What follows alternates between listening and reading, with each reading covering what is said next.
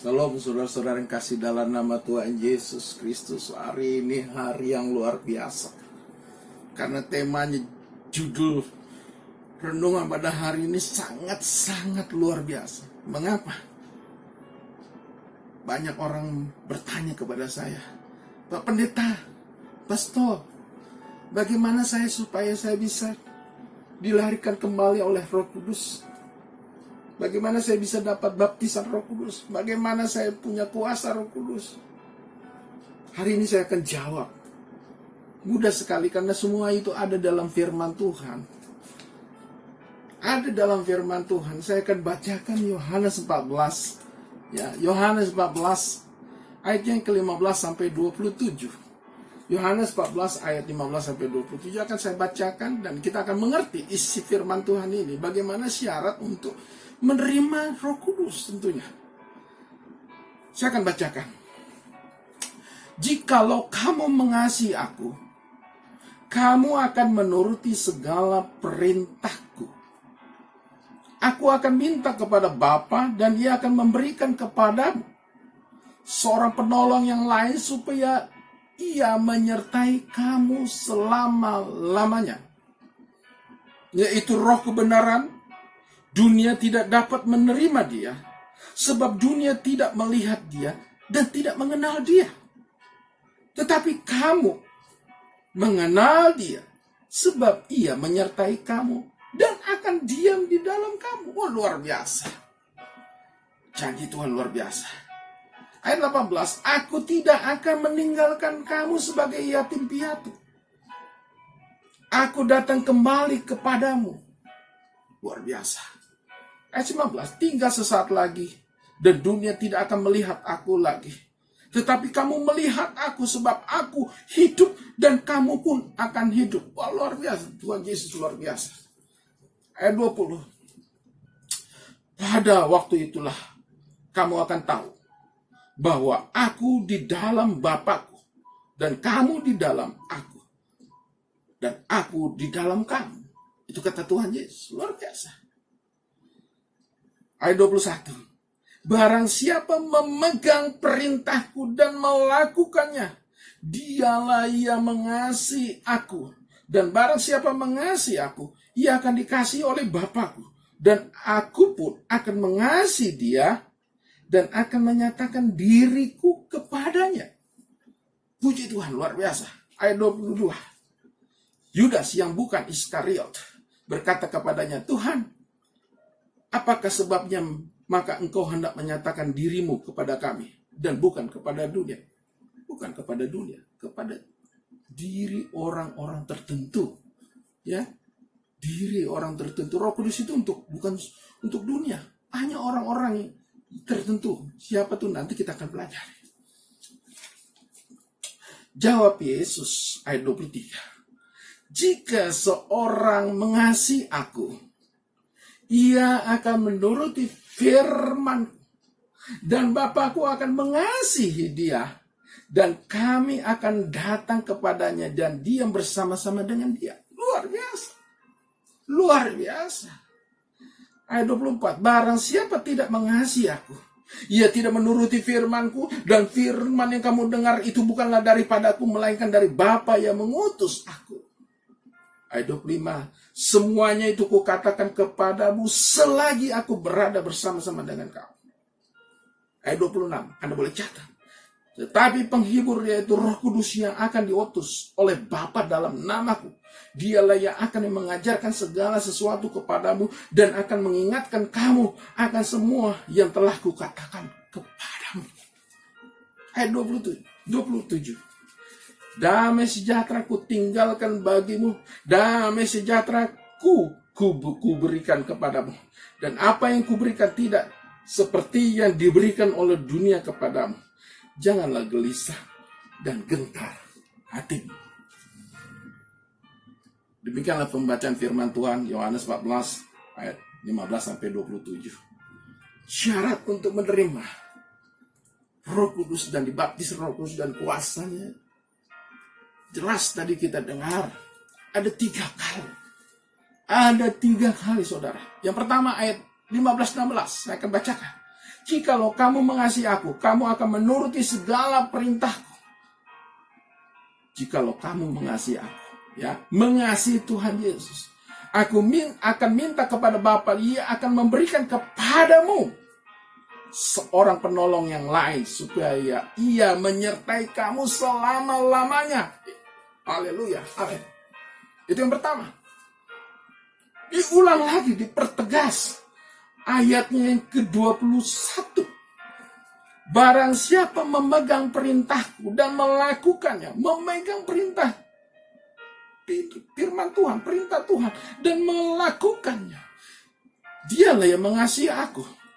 Barang siapa mengasihi aku, ia akan dikasihi oleh Bapakku, dan aku pun akan mengasihi dia dan akan menyatakan diriku kepadanya.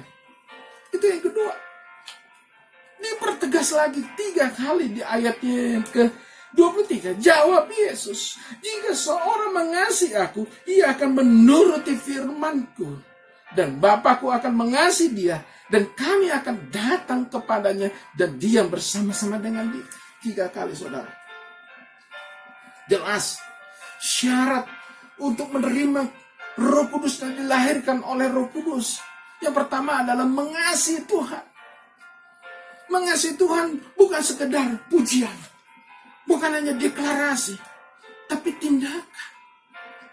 Ada lagunya, aku mau mencintai Tuhan.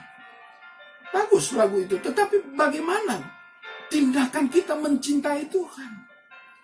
Saya mengambil ilustrasi jika seorang, ya, sedang berbunga-bunga, ya, karena jatuh cinta kepada seorang gadis pujaannya, ya, tentunya karena dia sudah melekat kepada wanita itu yang dia cintai, tentunya ada perasaan yang berbunga-bunga kalau jika berjumpa dengan sang kekasih, ya kan? Tentu akan perasaan yang indah, ya, luar biasa. Begitu juga kalau jika kita berjumpa dan jatuh cinta kepada Tuhan, seharusnya kita berbunga-bunga lebih daripada menjumpai sang kekasih kita. Jika kita ingin menjumpai Tuhan, kita mempersiapkan diri. Tentunya jika kita juga mau menjumpai sang kekasih, tentunya kita harus mandi dulu, rapi dulu, wangi, ya kan? Mempersiapkan segala sesuatu. Begitu juga kita dengan Tuhan. Menjumpai Tuhan, berbunga-bunga dan haus dan rindu. Itulah yang Tuhan inginkan kepada orang percaya. Amin. Nah, pada hari ini kita mau belajar bagaimana mengasihi Tuhan, ya, mencintai Tuhan. Sangat mudah. Sangat mudah. Kita tidak perlu cari Tuhan dalam bentuk apapun. Patungkah, gambarkah, ya, penampakan, nggak usah, ya. Kita cari Tuhan, cari wajah Tuhan hanya dari firman Tuhan. Yohanes 1 ayat 1 dikatakan, en arke hologos, kai hologos prostonteon, kai hologos en hoteos. Apa artinya? Pada mulanya firman, dan firman itu bersama-sama dengan Allah, dan firman itu adalah Allah. Jadi kalau kita haus, rindu, berbunga-bunga mau mencintai Tuhan, sangat gampang. Tidak usah cari penampakan, tidak usah cari dengan benda-benda gambar atau patung. Datang kepada firman Tuhan. Amin. Dan Alkitab sekarang sangat mudah. Ada Alkitab di dalam elektronik, di dalam HP kita, ya kan? Sangat mudah. Dalam gadget kita, dalam tablet kita, dalam laptop kita, kita bisa mempelajari firman Tuhan, dan kita berjumpa dengan Tuhan, dan kita membaca firman Tuhan, dan kita merasakan hadirat Tuhan. Ayat 21. Barang siapa memegang perintahku, kata Tuhan. Ini Tuhan yang ngomong. Barang siapa memegang. Nah, yang kedua bagaimana, ya, mengasihi Tuhan, yaitu tadi bersekutu dalam firman Tuhan. Dan sekarang yang kedua, mengasihi Tuhan juga memegang perintah Tuhan dan melakukannya. Ya, tadi persekutuan. Sekarang memegang dan melakukannya. Karena firman Tuhan ada perintah, ada sabda, dan juga ada larangannya, ada hukum-hukumnya, dan ada janji Tuhan. Jadi pada Barang siapa yang menyelidiki firman Tuhan dan memegang perintahnya, larangannya, dan menjauhi larangannya dan memegang hukum-hukumnya. Oh, luar biasa.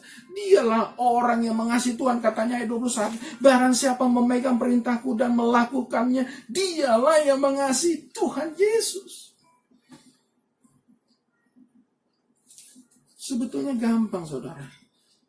Ya, banyak tadi saya bilang, orang bertanya, pastor, pendeta, bagaimana untuk bisa menerima Roh Kudus, menerima kuasa Roh Kudus? Ya, bagaimana saya dilahirkan oleh Roh Kudus? Dan saya katakan pada hari ini, bagaimana kita untuk mengasihi Tuhan, yaitu dengan rindu, haus, bersekutu dengan firman Tuhan.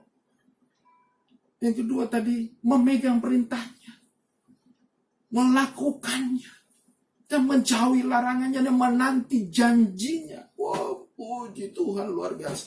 Jika semua orang di dunia ini orang percaya kepada Tuhan Yesus dan mendeklarasikan, aku percaya kepada Tuhan Yesus. Oh, Tuhan Yesus luar biasa. Hari ini saya mau katakan, kalau semua orang di muka dunia ini, orang percaya melakukan itu dan mengasihi Tuhan, mencintai Tuhan, berbunga-bunga, haus, bersekutu dengan firman Tuhan dan melakukan firman Tuhan, Tuhan akan memberikan Roh Kudus. Amin. Ayat 26. Tetapi penghibur, yaitu Roh Kudus. Nah, ini janji Tuhan bagi orang yang mengasihi Tuhan, yang melakukan perintah Tuhan dan menjauhi larangannya. Apa janjinya? Ayat 26. Sangat gampang. Tetapi penghibur, yaitu Roh Kudus, yang akan diutus oleh Bapa dalam namaku, yaitu nama Yesus. Dialah yang akan mengajarkan segala sesuatu kepadamu dan akan mengingatkan kamu akan semua yang telah kukatakan kepadamu. Roh Kudus berfungsi untuk mengajarkan kita, memberikan pencerahan, memberikan illumination, memberikan hikmat. Sungguh indah kalau jika kita dilahirkan oleh Roh Kudus, kita dimampukan oleh Roh Kudus, ada kuasa Roh Kudus, kita akan diajar, dipimpin oleh Tuhan, hidup kita terpimpin dengan hikmat Roh Kudus, oleh pencerahan Roh Kudus, kemampuan dan kuasa Roh Kudus. Luar biasa, saudara. Kalau bagi saya sebagai hamba Tuhan, luar biasa. Allah kita luar biasa, Tuhan kita luar biasa. Amin. Dia akan mengajarkan, memampukan kita, memberikan kita smart. Nah, ini. Jika anak-anak saudara ingin menjadi orang yang smart, ajarkan firman Tuhan. Ya, ingat dalam pendidikan agama Kristen, bagaimana bangsa Israel di Ulangan pasal 6. Ulangan pasal 6. Anda boleh baca ayat 4-9. Ajarkan anakmu berulang-ulang. Ajarkan anakmu berulang-ulang tentang apa? Hukum Tuhan. Mengasihi Tuhan. Mengasihi Tuhan dengan hukumnya. Saudara, makanya begitu bangsa Israel, anak-anaknya pintar-pintar, pandai-pandai orang Yahudi. Kenapa? Karena dari kecil, ya, dari mulai lahir mereka sudah diajarkan, didengungkan oleh firman Tuhan dan hukum Tuhan. Sehingga itu membuat pencerahan, membuat orang menjadi pintar dan pandai. Itu syaratnya sangat mudah. Ya. Bagi orang tua, pasangan muda, jika Anda ingin punya anak yang pintar, firman Tuhan, ajarkan terus. Nyanyikan lagu firman Tuhan mulai dari kandungan. Ajarkan firman Tuhan. Pasti dia belajar mengasihi firman Tuhan dan menjadi anakmu akan pandai. Saya jamin itu. Ini sudah terbukti di bangsa Israel, orang Yahudi. Dan ini juga saya buktikan dalam keluarga saya. Saya buktikan, dan anak-anak saya juga dulu. Saya ajarkan setiap hari firman Tuhan. Mereka membuat resume, satu pasal satu hari. Satu pasal satu hari. Bagaimana tentang firman Tuhan. Dan itu terbukti. Ajarkan firman Tuhan. Dan Roh Kudus akan mengajarkan melebihi dari apa yang kita pelajari. Dia akan memberikan hikmat. Yang kedua tadi, apa janji Tuhan? Mengingatkan kamu akan semua yang telah kukatakan kepada. Mengingatkan. Ya, yang pertama mengingatkan karena apa? Mungkin kita faktor usia. Ya, faktor usia. Ya, faktor usia mungkin agak sedikit berkurang. Dia akan ingatkan selalu, menyegarkan, merefresh, merecovery. Yang kedua, mengingatkan dalam arti apa? Mengingatkan kita kalau kita salah jalan, atau kita tidak tahu, atau kita buntu. Dia akan ingatkan firman Tuhan menjadi solusi dalam kehidupan kita. Apa yang kita hadapi, persoalan, pergumulan, fenomena yang kita lihat, dia akan memberikan, mengingatkan ada firman Tuhan. Karena firman Tuhan menurut dunia filsafat ilmu, firman Tuhan adalah yang paling teratas dan tertinggi dari semua ilmu. Dia akan ingatkan. Amin. Nah, inilah janji Tuhan. Yang pertama tadi, dia akan mengajarkan, memberikan hikmat, pencerahan. Yang kedua, dia mengingatkan kita. Yang ketiga, damai sejahtera ku tinggalkan bagimu.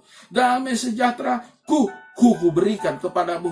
Apa yang ku berikan tidak seperti apa yang diberikan oleh dunia kepadamu. Janganlah gelisah dan gentar hatimu. Oh, luar biasa. Damai sejahtera, janji Tuhan yang tidak sama seperti dunia. Berbeda, ya, kata damai sejahtera berbeda. Ya. Kebahagiaan semua kalau kita dapat kekayaan, naik pangkat, itu kebahagiaannya. Ya, memang kebahagiaan, tetapi bukan damai sejahtera yang damai yang daripada Tuhan. Ya, kalau kita nggak punya duit, gimana? Sedih lagi kan? Kalau kita nggak naik pangkat, sedih kan? Tapi ini beda. Kalau ada Roh Kudus, kita sudah dilahirkan Roh Kudus, ada damai sejahtera. Saya mengalami itu, saya mengalami. Dulu waktu saya bekerja, makan saya enak, semua serba enak, fasilitas number one. Tetapi setelah saya tinggalkan dunia dan saya menjadi hamba Tuhan, antara makan dan tiada makan, ya, dan tidak punya uang, berbeda. Cita rasanya sudah berbeda. Dulu dengan kelimpahan, saya sulit untuk mengucap syukur. Tidak ada damai sejahtera. Tapi apa terjadi setelah ikut Tuhan dan tinggalkan semua kedagingan? Damai sejahtera itu ada, ucapan syukur ada. Kita mengerti bahwa bukan sekedar materi yang kita perlu, tapi kebutuhan rohani. Setelah kita dipuaskan rohani kita, luar biasa, saudara. Itulah Roh Kudus. Oleh karenanya sebagai hamba Tuhan saya mengajak, janji Tuhan luar biasa. Nanti banyak saya akan jelaskan, banyak lagi nanti ikuti video-video daripada saya untuk berikutnya. Bagaimana dampak daripada Pentakosta, dampak daripada Roh Kudus dalam kehidupan seseorang sangat banyak bermanfaat. Tapi hari ini judulnya tadi syarat untuk menerima Roh Kudus. Saya ulang lagi, saya akan buat resume. Yang pertama tadi adalah dia harus mengasihi Tuhan. Bagaimana kita kasih kita mengasihi pasangan kita. Begitu juga dengan Tuhan. Dengan rasa yang berbunga-bunga, dengan rasa yang haus, lapar, ingin berjumpa dengan Tuhan, bersekutu dengan firman Tuhan. Yang kedua, melakukan, memegang perintah Tuhan, memegang perintah dan melakukan. Setelah kita belajar firman Tuhan, kita bersekutu dengan firman Tuhan, bukan hanya jadi cermin saja, tapi melakukannya. Bertindak dan menjauhi larangannya dan melakukan apa yang menjadi kehendaknya.